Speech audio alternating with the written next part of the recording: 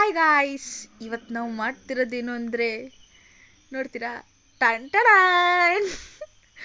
ಅಯ್ಯೋ ಕೊಂಬಂತು ನನಗೆ, ಕಿವಿಯಿಂದನೂ ಜೋಳ ಉಟ್ಕೊಬಂತು. ಸರಿ ಇದನ್ನೆಲ್ಲ ಬಿಡಿಸೋಣ. ನೋಡಿ ಗಾಯ್ಸ್, ನನಗೆ ಎಷ್ಟು ಟ್ಯಾಲೆಂಟೆಡ್ ಅಂದರೆ ಎಷ್ಟು ಸ್ಪೀಡಾಗಿ ಬಿಡಿಸ್ತೀನಿ ಗೊತ್ತಾ. ಮತ್ತು ಅದು ಏನೂ ಮಾಡೋಣ ಅಂದ್ಕೊಂಡಿದ್ರಿಂದ ಬಟ್ ನಾನು ಅಂದ್ಕೊಂಡಿರೋಂಥ ರಿಸಲ್ಟ್ ಸಿಕ್ಕಿಲ್ಲ. ಪರವಾಗಿಲ್ಲ, ಸೆಕೆಂಡ್ ಇನ್ನೊಂದು ಜೋಳ ಇದೆಯಲ್ಲ ಅದೇನು ಸಖತ್ತಾಗಿ ಬಂದಿದೆ ಅಂತ ಹೇಳಿದ್ರೆ ನೋಡ್ಕೊಳ್ಳಿ ನಾನು ಎಷ್ಟು ಗೌಜಿ ಮಾಡ್ತೀನಿ ಅಂದರೆ.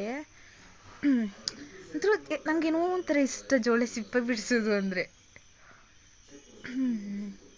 ಇಯರಿಂಗ್ ಮಾಡ್ಬೋದಲ್ವ ಇದರಿಂದ.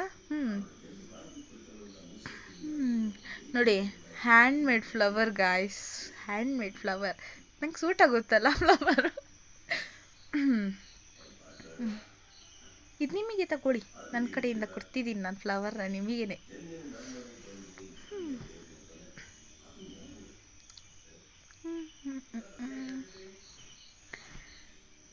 ಫ್ಲವರ್ ಶೇಪೆಲ್ಲ ಹಾಳಾಗೋಯ್ತು. ಪರವಾಗಿಲ್ಲ, ಇನ್ನೊಂದು ಆಲ್ಟ್ರೇಟ್ ಮಾಡಿದೆ ಅಂತರ ಹಾಗೇ ಇದೆ, ಪರವಾಗಿಲ್ಲ.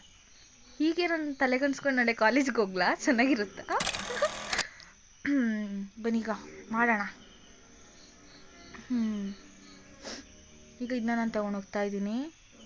ಪಾತ್ರೆ ತಗೊಬಿಟ್ಟು ಸಿಂಕ್ ಒಳಗಡೆ ಇಟ್ಟು ನೀರು ತುಂಬಿಸ್ದೆ.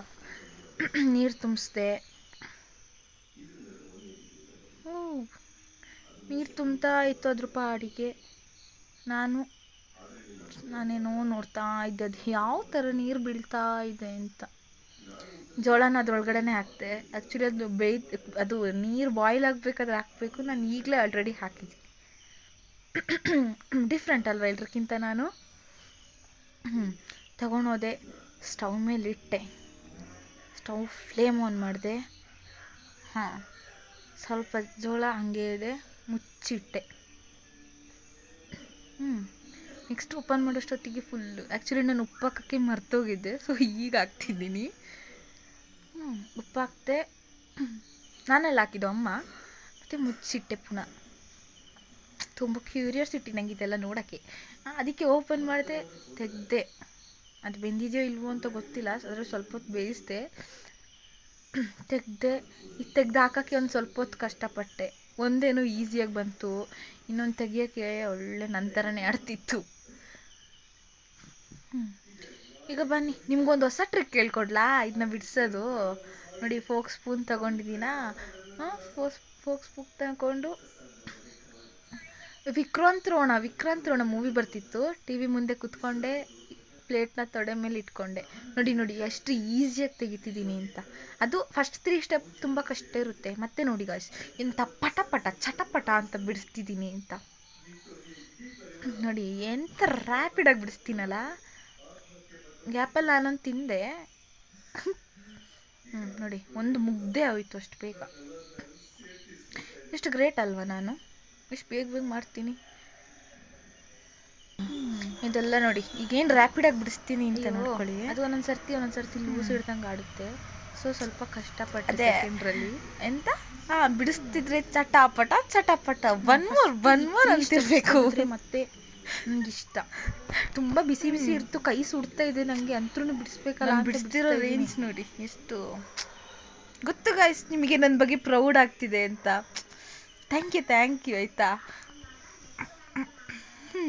ನೋಡಿ, 2 ಬಿಡಿಸಿ ಖಾಲಿ ಆಯಿತು. ಈಗ ಅದು ಅಂದರೆ 3 ಪೇರ್ ಥರ ಇದೆ, ಆ ಪೇರ್ನೆಲ್ಲ ಸರಿ ಮಾಡ್ತಿದ್ದೀನಿ ನಾನು. ಖಾಲಿ ಆಯಿತು, ನನಗೆ 2 ಕೊಂಬಂತು. ಇದನ್ನೆಲ್ಲ ಬಿಡಿಸ್ಕೊಂಡೆ. ಮತ್ತು ಡೈರೆಕ್ಟ್ ಪ್ಯಾನ್ ಇಟ್ಟು ಅದಕ್ಕೆ ಸ್ವಲ್ಪ ಬೆಣ್ಣೆ ಹಾಕಿದೆ.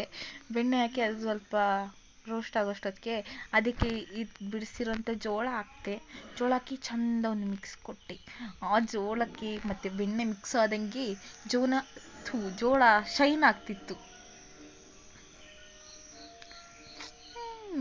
ಅದಕ್ಕೆ ಮತ್ತೆ ಸ್ವಲ್ಪ ಉಪ್ಪು ಹಾಕ್ಕೊಂಡು ಒಂದು ರೌಂಡ್ ತಿರುಗಿಸ್ಬೇಕಲ್ವ, ಸೊ ತಿರುಗಿಸ್ಕೊಂಡೆ. ಮತ್ತು ಖಾರ ಪುಡಿ ಹಾಕ್ದೆ ಸ್ವಲ್ಪ, ಅದನ್ನು ತಿರುಗಿಸ್ಕೊಂಡೆ. ಚೆಂದ ನೀಟ್ ಮಾಡಿ ತಿರುಗಿಸ್ಕೊತಿದ್ದೀನಿ. ಮತ್ತು 1 2 3 ಮ್ಯಾಗಿ ಮಸಾಲ ಮ್ಯಾಜಿಕ್ ಅದನ್ನ ಹಾಕೊಂಡು ಹಾಂ ನೋಡಿ ಎಷ್ಟು ನೀಟಾಗಿ ತಿರುಗಿಸ್ತಿದ್ದೀನಿ. ಹಾಂ ಈಗ ಇದೆಲ್ಲ ನೀಟಾಗಿ ತಿರುಗಿಸ್ಕೊಂಡೆ. ನನಗಂತೂ ತಿನ್ನೋಣ ಅಂತ ಆಗ್ತಿತ್ತು, ಬಟ್ ಅದು ಆಗದೆ ತಿಂದೆ ಚೆನ್ನಾಗಿರಲ್ಲ ಅಲ್ವಾ. ಸೊ ವೇಟ್ ಮಾಡ್ತಾ ಇದ್ದೆ ನಾನೇ.